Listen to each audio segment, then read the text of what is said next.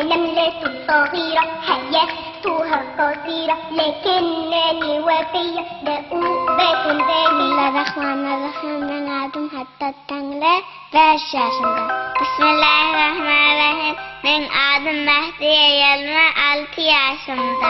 Bismillahirrahmanirrahim من adım Arif Senkeli 9 yaşında.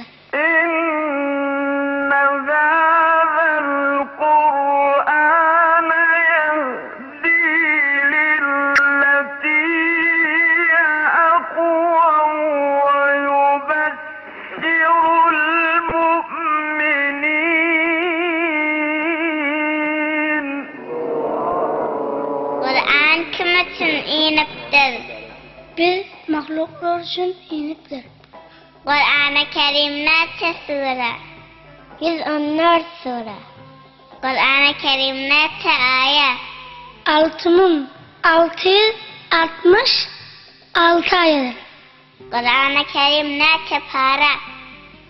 30 para. Kur'an-ı Kerim'in en uzun suresi hangi suredir? Bakara suresi 286 ayettir. Kur'an-ı Kerim'in en kısa suresi hangi suredir? Kevser suresi 3 ayet. Kur'an-ı Kerim'in en avvalki suresi hangi suredir? Fatiha suresidir. Kur'an-ı Kerim'in en sonki suresi hangi suredir? Nas suresi.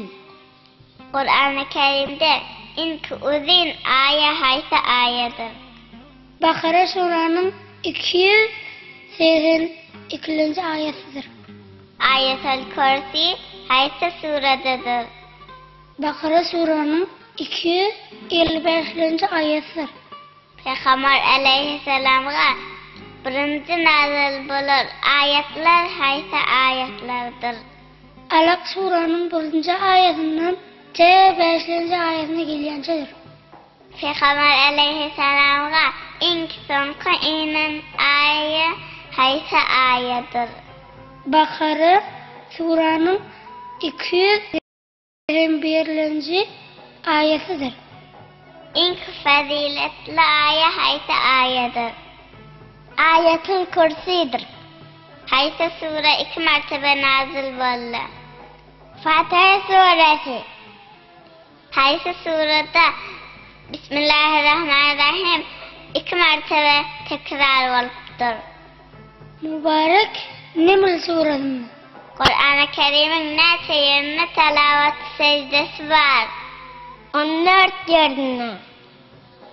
Kur'an-ı Kerim'de Kudaycan'ın adı Allah neçe mertebe zikr oluptur? 1697 gedek. Hangi sureni Bismillahirrahmanirrahim aytman okuymalı? Mübarek Tövbe suresini.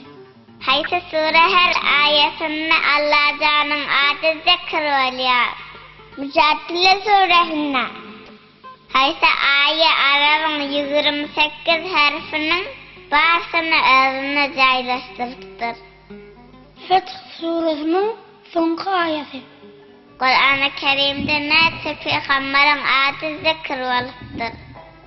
25 peygamberin adı zikr oluptur. Hangi sure hem ayetleri ahir dal velek sanlayar? Mübarek İhlas suresi. Hangi sure hem ayetleri ahir sin melek sanlayar? Mübarek Nas suresi. Kur'an'ın gelini hangi sure aydılıyor? Mübarek Rahman suresi. Kur'an'ın yüreği hangi sure aydılıyor? Mübarek Yasin suresini aydılıyor. Kur'an'ı okuyacak adam ne misli etmeli? Önçek teretli olmalı. Kıbla bakmalı. Edepli yağday veren, Arap rengi veren doğru okuymalı. O Kur'an'ı pes yerde koymalı. Kur'an'ı eşliğin vaktinde biz Müslümanların vazifesi ne mi? Sesini çıkarmayan kulak asmalı. O manasına fikretmeli. Biz musulmanların iyide kalıp peselmegimize sebep bolýan zat näme? Aramyzdaki ihtilaflar we Kur'anyň nämeligimizdir. Birinci gezek Kur'an'ı üýşürmegen fikirine düşen kimdir? İkinci halifamız Hazreti Ömer'dir.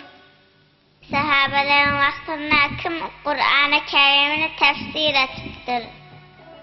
Hazreti Abdullah İbni Abbas.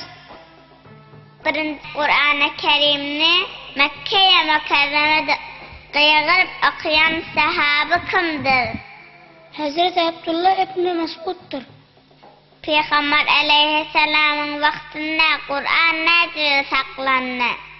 Karilerin birovini ve aylar yazmak bilen. Birinci gede kaysi Kur'an-ı Kerim Arap dilinden başka dile tercüme valla. 1143 miladi yılına tercüme valla. Peygamber aleyhisselamın olakan mucizesi nemedir? Kur'an-ı Kerim'dir.